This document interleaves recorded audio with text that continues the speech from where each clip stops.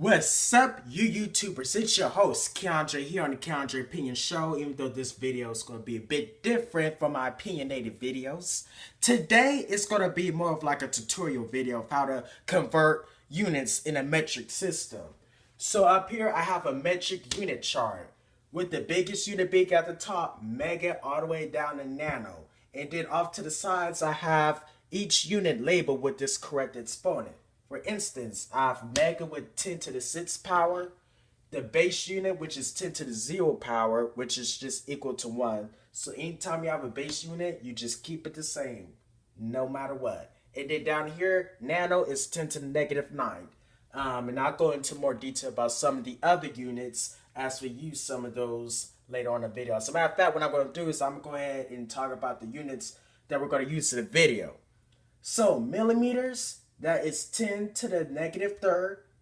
Kilometers, that will be used with 10 to the 3rd power because that's equivalent of 1,000 kilo. And then over here we have kiloliters, same thing as kilometers. We're going to use 10 to the 3rd.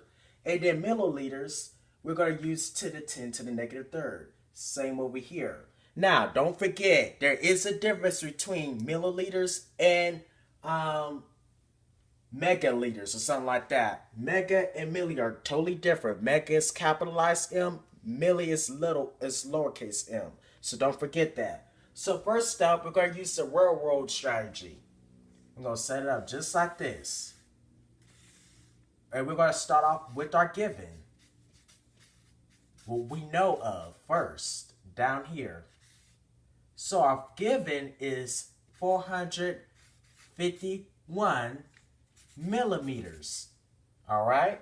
Now, in order to get to kilometers, we have to cancel out millimeters. So the only way we can cancel out millimeters is if we divide millimeters by millimeters. So we're going to put millimeters down at the side over here, and we're going to put kilometers at the top.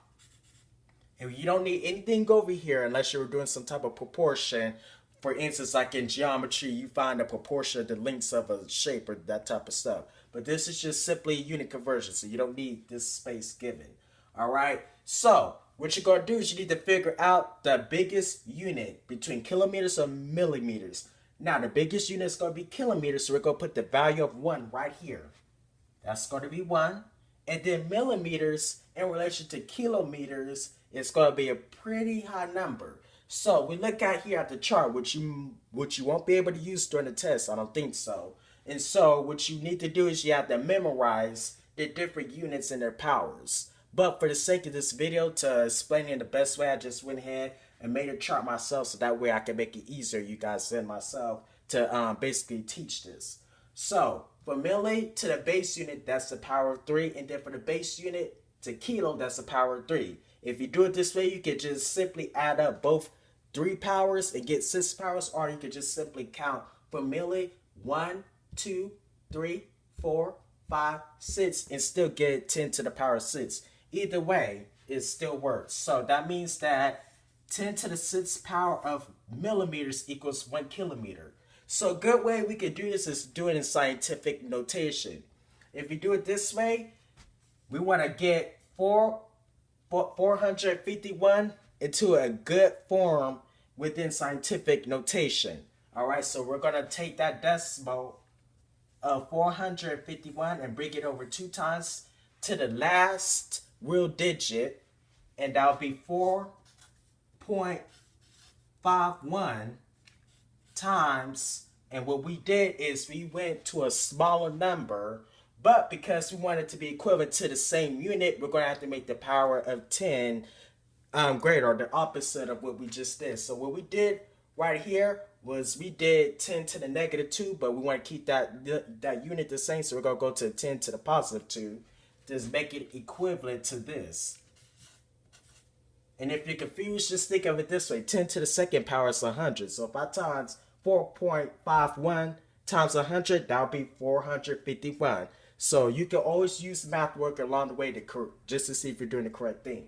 All right, and then we're going to divide that by 10 to the 6th power.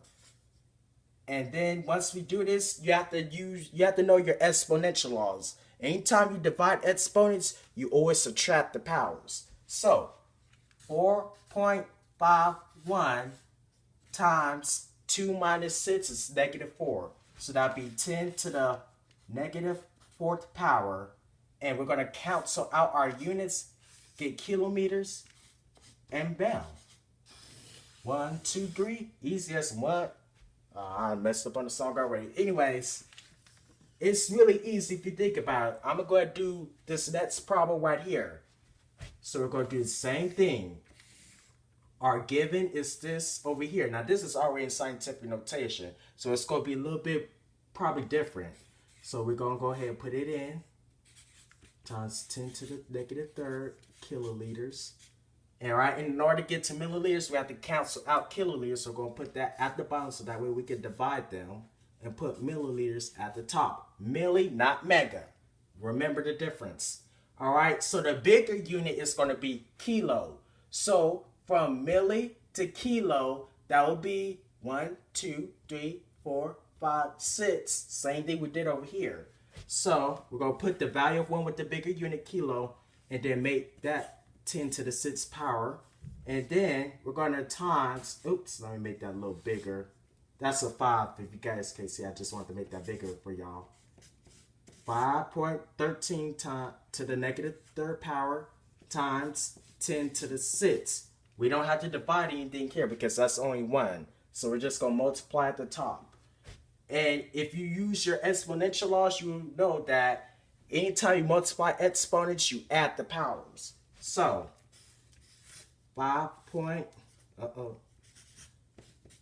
And -3 plus 6 is just 10 to the 3rd power. And that, when we cancel our units, we get milliliters. And that should be lowercase m. Don't do what I just did. That's milliliters. And this should be your answer.